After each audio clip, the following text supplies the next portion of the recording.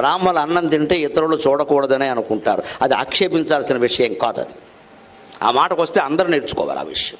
మనం అన్నం తింటుంటే ఎవరు పడితే వాళ్ళు అసలు ఇంట్లో వాళ్ళు తప్పితే ఎవరు చూడకూడదు.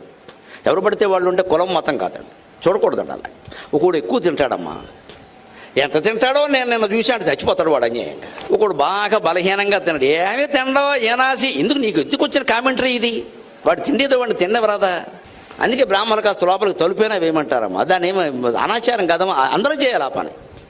ఎందుకు ఊళ్ళో వాళ్ళందరూ వచ్చి చూడాలి? అక్కడ మనకు కావలసింది తింటాం, కావలసినంత తింటాం, కావలసినట్టుగా తింటాం. అందరికీ తెలిస్తే తినడం కష్టం అండి. అసలు ఒక మనిషి తింటూ ఉంటే మేము ఆతిథ్యంలో ఎదుర్కొంటాం ఇబ్బందులు. ఒక చోట నన్ను ఒక్కడిని పెడతానా, భోజనం చేస్తానా, నలుగురు కూర్చుంటారు, నాకు చాలా మొహమాటంగా ఉంటుంది. అక్కడ వడ్డించేవాళ్ళు అంతమంది ఎందుకంటే ఒకళ్ళు చాలు.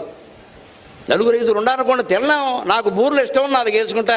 అయ్యి బాబు గరిగిపాటి వారు బూర్లు బాగా తింటారో. ఇదో కామెంటరీ ఇక్కడ. ఎందుకని ఇంకోటి చూడాలి? అంటే కొన్ని ఆచారాలు అలా రహస్యంగా ఉండవలసిందే, ఎవరిని అవమానించడం కాదు. అది ఆరోగ్యానికి సంబంధించిన విషయం, వ్యక్తిగత విషయం. దాన్ని ఎందుకు మనం కూడా పాటించవచ్చు, అన్ని కులాల వాళ్ళు పాటించవచ్చు. దీంట్లో ఇబ్బంది ఏం లేదు. ఊరికి అరుగు మీద కూర్చుని లుంగి కట్టుకుని ఒళ్ళో గిన్నె పెట్టుకుని అన్నం తినాలా? అది ఆచారమా? కీటకాలన్నీ పడట్లేదా? ఇంట్లో తినలేవా? అనవలసిన అవసరమే లేదు. మంచిది ఎప్పుడు ఎవరి నుంచైనా నేర్చుకోవలసిందే. అదే లెక్క.